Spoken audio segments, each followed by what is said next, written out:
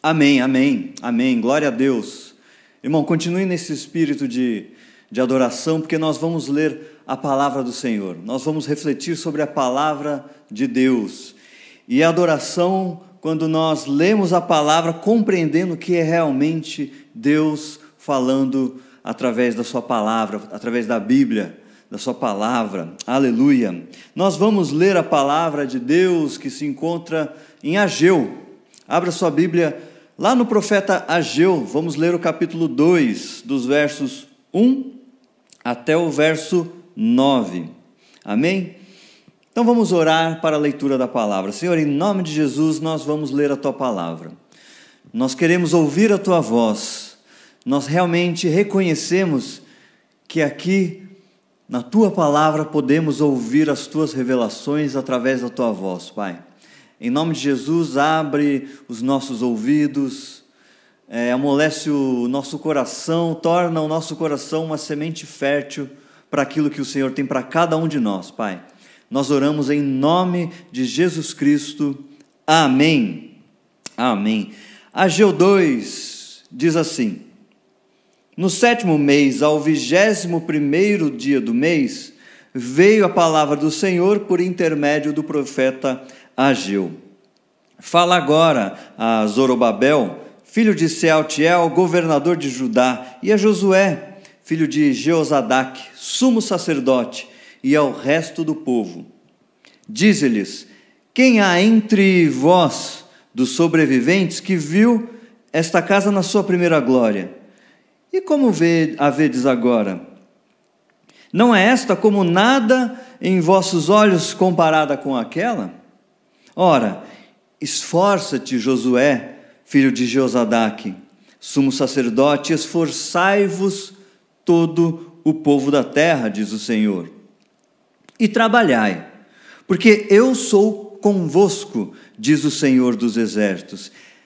É esta a aliança que fiz convosco quando saístes do Egito, e o meu espírito habita no meio de vós. Não temais. Assim diz o Senhor dos exércitos: ainda uma vez, dentro em pouco, abalarei os céus e a terra, o mar e a terra seca.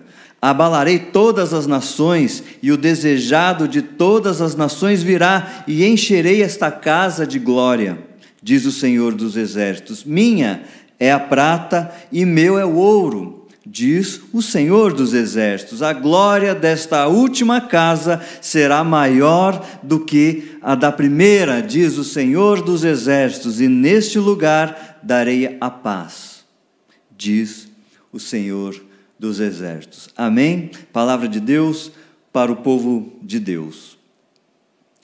Durante essa semana, quando eu estava aqui na igreja mesmo, um dos nossos jovens me ligou para que eu abrisse a porta, para que ele pudesse entrar. Só que nesse momento, no exato momento que ele ligou, eu estava fora da igreja, porque eu estava ali na esquina para pegar o meu almoço. E para brincar com ele, eu disse algo mais ou menos assim ao telefone: só vou abrir quando você me ver. E ele ficou olhando, ele ficou procurando para onde? Para dentro da igreja. Ficou ali, através daqui das nossas portas de vidro, ficou me procurando, falando: não estou te vendo. E nisso eu fui chegando mais perto e falei ao telefone. Muitas vezes nós estamos procurando no lugar errado. E se pensarmos bem, quantas vezes em nossas vidas procuramos no lugar errado? Ou focamos os nossos esforços em locais errados, e às vezes não achamos nada. Outras vezes achamos um monte de coisa, menos aquilo que nós estávamos procurando, ou até mesmo aquilo que estávamos precisando. Nesse texto aqui, o contexto dele é marcado pela dominação persa. Essa profecia de Ageu é marcada justamente por este período de dominação persa. E para ouvirmos a fala profética de Ageu, é imprescindível que nós sintonizemos esta fala profética na hora certa, no momento certo e enxergar as cores do seu tempo. As primeiras palavras do livro já lançam os nossos olhares ao contexto histórico, no segundo ano do rei Dário, ou Dario. Os persas arrancaram a dominação da Mesopotâmia dos babilônios, e estes haviam se imposto contra os assírios, principalmente quando conquistaram Nínive, capital da Síria. Assim, a Babilônia assumiu o controle da Mesopotâmia e os seus arredores ao mesmo tempo. Nabucodonosor expandiu o seu império em direção ao Egito. E quem se encontrava no meio desse caminho ao Egito, no meio do caminho da Mesopotâmia até o Egito? Judá e Jerusalém. E elas foram arrasadas. Judá e Jerusalém, por estarem no meio do caminho, foram trituradas nessa luta entre dois poderes que queriam a hegemonia internacional, dois poderes que queriam o controle do mundo. Da mesma maneira que atingiu o seu auge, a Babilônia caiu. A Babilônia caiu rapidamente. A leste da Mesopotâmia, os persas consolidavam-se sob Ciro e aproximavam-se dos babilônios.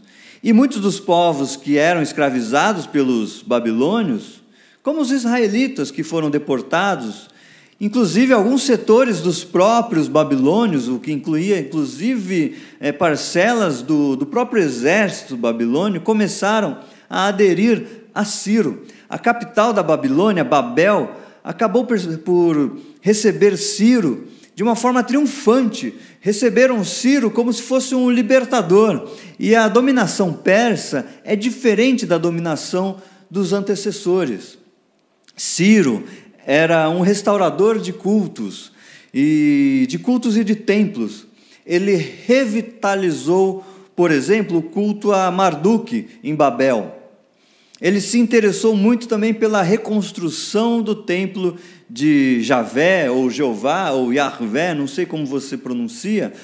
Ele se interessou pela reconstrução do templo em Jerusalém. A dominação assíria e babilônica, o que era diferente dos persas? Os assírios e babilônios, eles demoliam qualquer suspiro, todo suspiro de resistência. Eles demoliam isso, eles acabavam, eles deportavam as suas lideranças, eles destruíam cidades, destruíam templos, mas os persas eram mais inovadores para a época. Seu projeto de dominação global reservava intencionalmente espaços de autonomia para os povos conquistados, principalmente os espaços culturais. Assim, não haveria resistência, e os dominadores teriam a simpatia do povo, os dominadores teriam o apoio, inclusive dos povos dominados, de certa forma. Os exilados poderiam, então, retornar à sua terra. Enquanto isso, o Império Persa desenvolve um eficiente sistema de arrecadação de tributos, de taxas, de impostos, por todo o império.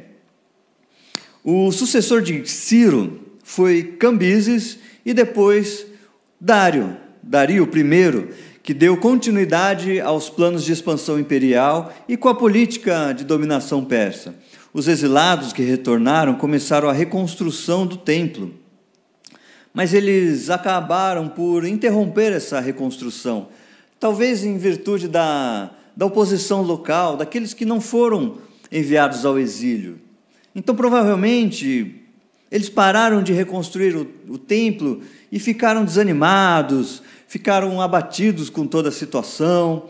Então, eles se limitaram a reconstruir as suas casas, se limitaram a trabalhar nos seus campos e tocar a vida. O entusiasmo do retorno à sua terra foi trocado pela frustração, pela desconfiança. Começaram a investir, então, o seu tempo procurando no lugar errado. Um momento histórico que precisava ser superado. A temática do templo é repetida essa temática com insistência por Ageu. O profeta, ele quer superar a mentalidade alienada do povo, que diz, veja no verso 2 do capítulo 1, não veio ainda o tempo em que a casa do Senhor deve ser edificada. O templo está em ruínas, a casa do Senhor está em ruínas, e o povo não pensa sequer em reconstruí-la. O povo diz ainda não, eu tenho outras prioridades, eu tenho coisas mais importantes para fazer, tem coisas muito mais sérias então para resolver. Então Deus pergunta, é para vós tempo de habitardes nas vossas casas bem acabadas, enquanto essa casa, a casa de Deus, fica deserta, enquanto a minha casa permanece destruída? De quem é a casa mais importante? Por que então é tempo de trabalhar em suas casas apenas, e não na casa de Deus? Ao construir para si próprio e não para Deus, o povo aparentemente não se importava se o Senhor vivia ou não vivia entre eles. Estavam olhando errado. As prioridades do povo eram reveladas por suas próprias atitudes, e Deus continua, vejam aonde os seus caminhos os levaram. Vocês têm plantado muito e colhido pouco, vocês comem, mas não se fartam, bebem, mas não se satisfazem, investem-se, mas não se aquecem. Aquele que recebe salário, recebe-o para colocá-lo numa bolsa furada. Vejam aonde os seus caminhos os levaram, vejam aonde as suas escolhas os levaram, vejam aonde as suas prioridades os levaram. O problema não era financeiro, afinal, eles tinham casas com acabamento fino, e eles semeavam bastante, comiam e se vestiam, porém, o muito que eles tinham não tinha valor algum. A casa do Senhor estava vazia, e a vida deles também estava vazia. A casa do Senhor estava destruída, e a vida deles também estava destruída. Abram os seus olhos e vejam aonde as suas prioridades os levaram. A busca apenas pelos próprios interesses traz a sequidão para a vida. Para Ageu, o templo não tem sentido apenas em si mesmo. O templo desempenha um papel integral em toda a criação. O templo em ruínas implica tempos de necessidades e de seca. Repito, o templo em ruínas implica em tempos de necessidades e tempos de seca. A ausência de templo levou à ausência da chuva. A ausência de templo levou à alienação, levou à confusão. Sem o templo, o povo não entendia mais o que estava acontecendo. Abandonar o templo denota o abandono da vida em si, onde não se vive mais. Reconstruir o templo é reconstruir a vida. Então o povo reage. O profeta, inclusive, pôde até vivenciar o início dos trabalhos de reconstrução.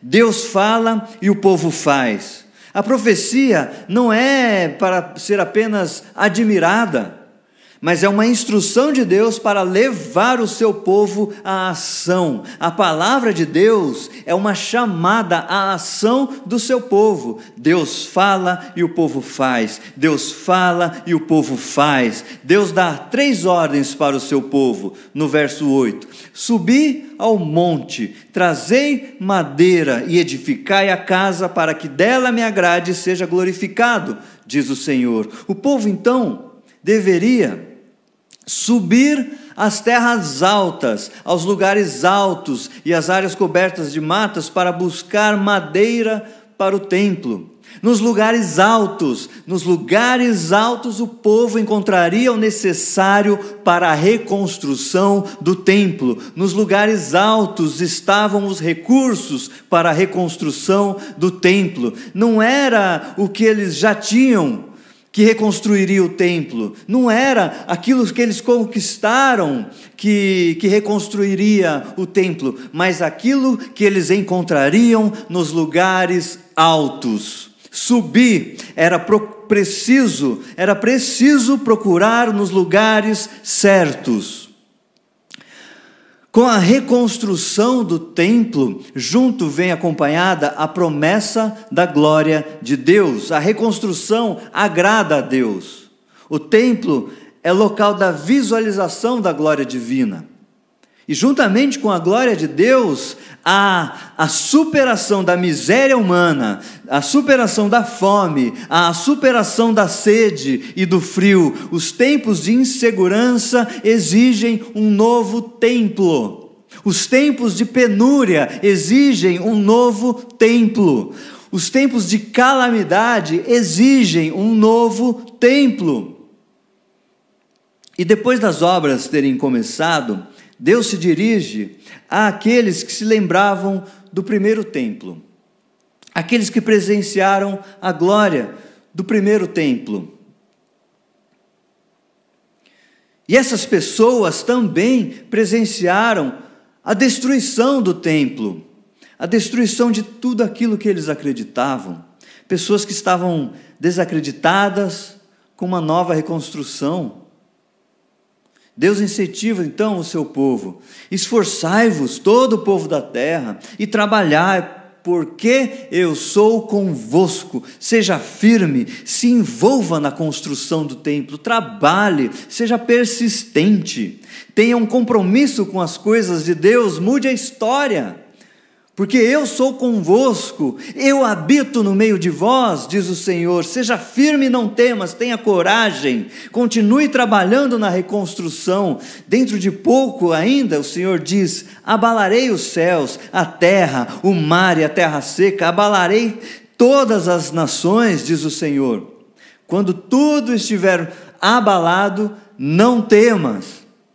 Quando todas as coisas estremecerem ao seu redor, continue, tenha coragem, continue reconstruindo o templo. Não permita que o medo impeça-o de ouvir as instruções de Deus, porque maior é aquele que está em vós do que aquele que está no mundo. Os abalos que Deus produzirá trarão alterações no curso da história, alterações em todas as nações, e as nações, os povos, nós veremos eles convulsionando. Não temas, pois a casa reconstruída se encherá da glória de Deus, e com a glória de Deus há a superação de toda e qualquer adversidade. Aleluia!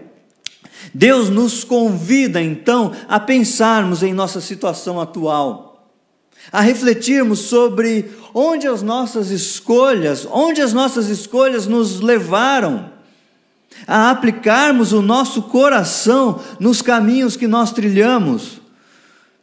Com o profeta Ageu, Deus nos estimula a nos comprometermos com a reconstrução do templo. Isso nos leva a ter um comprometimento de relacionamento com Ele, com a palavra dEle e com o Espírito Santo. Podemos estar em um período em nossas vidas que estamos frustrados, desanimados, abatidos com a nossa situação. Parece que estamos apenas tocando a vida.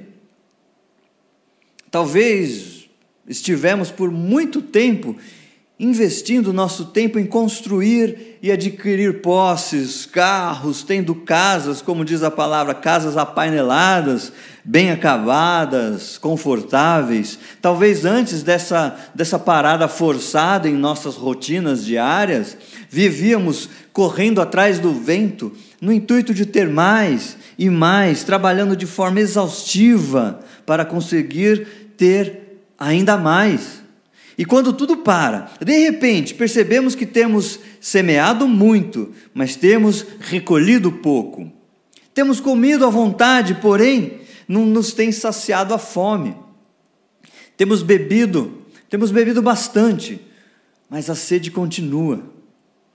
Nossas roupas não têm sido suficientes para nos aquecer, essas roupas não têm sido suficientes para aquecer os nossos corações, nada tem preenchido o vazio. A casa hoje parece grande demais, ou será vazia demais? A comida perdeu o sabor, a bebida não desce mais. E se você está passando por algo semelhante, Deus te convida a mudar a sua história, a escrever um futuro diferente do que você está vivendo. O templo simboliza a presença de Deus. E reconstruir o templo nos indica colocar novamente Deus em nossas vidas, em nossas decisões. E há um caminho, há uma chave, há um segredo para você começar a reconstruir a casa de Deus e começar a desfrutar da glória divina. E esse caminho, a chave, esse segredo é convidar Jesus Cristo para fazer parte da sua vida, é se entregar, é entregar a sua vida a Jesus Cristo, reconhecendo que Ele é, que Jesus Cristo, Ele é o Filho de Deus.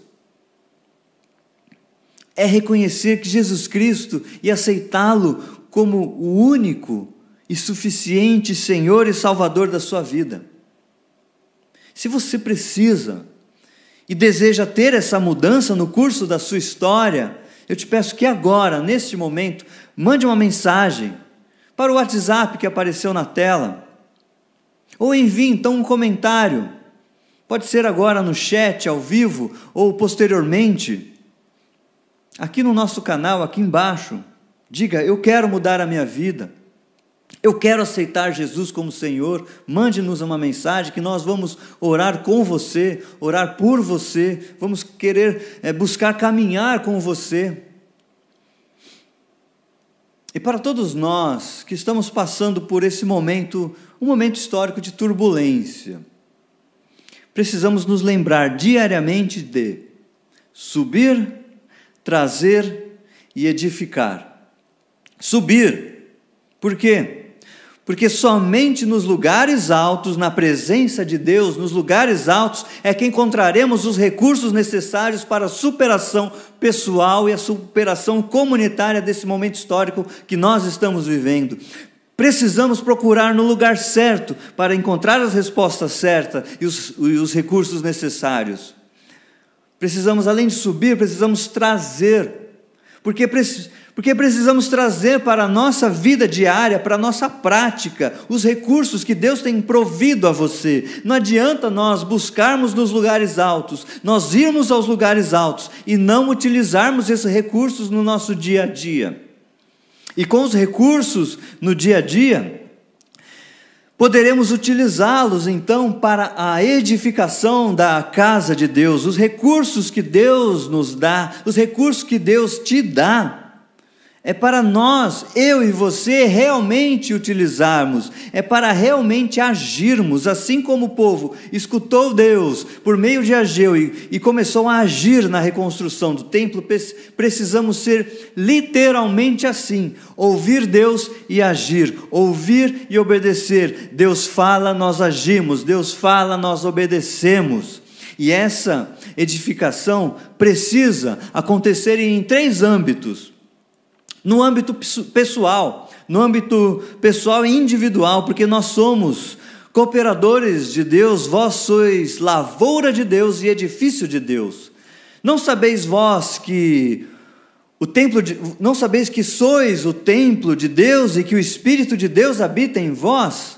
Se alguém destruir o templo de Deus, Deus o destruirá, porque o templo de Deus que sois vós é santo.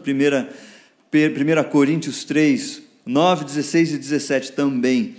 O segundo âmbito que nós precisamos edificar é o âmbito familiar. Pois Deus, neste momento em que você está reunido diariamente, um tempo que você nunca teve com a sua família, é tempo em que Deus proverá recursos para você, juntamente com a sua família, edificar o seu lar, edificar nele, que é a rocha, trazer a verdade, trazer o caminho e a vida, buscar a glória de Deus junto à sua família. E o outro âmbito que nós precisamos edificar é no âmbito comunitário. Lembrando, aqui em Ageu nós percebemos que a reconstrução do templo aconteceu quando o povo se uniu. Quando o povo se uniu, tendo o propósito de reconstruir, a reconstrução aconteceu. Em tempos de calamidade, em tempos de confusão, de incertezas, precisamos lembrar disso. Precisamos lembrar disso para procurarmos o que precisamos nos lugares certos. Seja forte,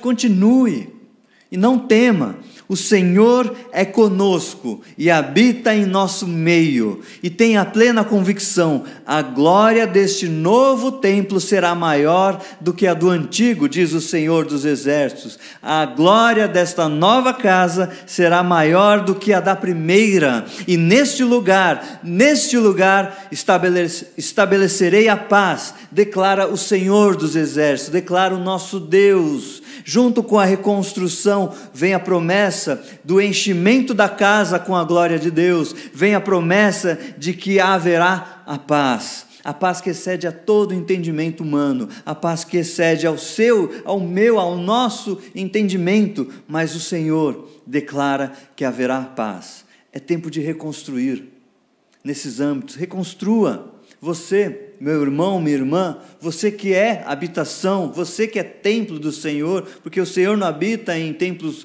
construídos por mãos humanas, mas Ele habita em ti, que aceitou Jesus Cristo como Senhor e Salvador. É templo de buscar nos lugares altos os recursos para essa reconstrução. Ao mesmo tempo, lembre-se da sua família e reconstrua a sua família. Talvez a sua família não aparenta estar despedaçada, mas cada um neste momento passa mais tempo sozinho no seu quarto do que reunido buscando o Senhor e a sua glória. E é tempo de vislumbrar, orar pela sua comunidade, pelas famílias, como é proposto para essa semana. Ore pelas famílias da sua comunidade de fé, pelos pastores da sua comunidade de fé. Busque a glória do Senhor, renovando e restaurando esta casa aqui, a sua casa de fé, onde nós nos reunimos com o mesmo propósito, e nós cremos que a sua vida restaurada, o seu templo restaurado, a sua família reconstruída, o templo, a casa reconstruído, e esta comunidade toda reconstruída, nós veremos juntos a glória do Senhor. A glória do Senhor encherá a nossa casa, a sua, a minha casa, a casa da sua família, e a casa da comunidade que o Senhor inseriu você para cuidar e ser cuidado. A glória do Senhor desta nova casa será maior do que a primeira, diz a palavra do Senhor. Mas precisamos reconstruir. É tempo de reconstruir. É tempo de nós olharmos para os nossos caminhos. Considerai o vosso passado, diz outra tradução. Consideremos o que fizemos e onde as nossas escolhas nos levaram. Mas para onde você quer ir? Que a nossa esperança sempre seja escatológica, sim, a esperança do porvir, não a esperança no adquirir, porque não sabemos como será depois, quando tudo voltar ao dito normal. Não sabemos se será normal ou será... Como será? Não sabemos, mas a nossa esperança não deve ser no como será, mas a nossa esperança, a nossa expectativa está no Senhor e naquilo que é o que os escatologistas dizem como o ainda não, o porvir. A nossa esperança está em Deus e na glória que Ele vai encher a sua casa, a sua vida, a sua comunidade de fé. E é isso que nós desejamos, uma reconstrução buscando os recursos nos lugares altos, os recursos que Deus vai te dar, que o nosso Pai vai te dar, mas vamos procurar nos lugares certos, não vamos procurar nos lugares errados mais. É em nome de Jesus que nós, como comunidade de fé, desejamos isso a você e oramos nesse sentido. E que você tenha um momento agora de oração com a sua família, se comprometendo em se relacionar com Deus, em se relacionar com a sua palavra, para ouvir a sua voz e se relacionar com o Espírito Santo de Deus. Se comprometa junto à sua família a reconstruir o templo, para que você veja e testemunhe a glória do Senhor, e você terá paz.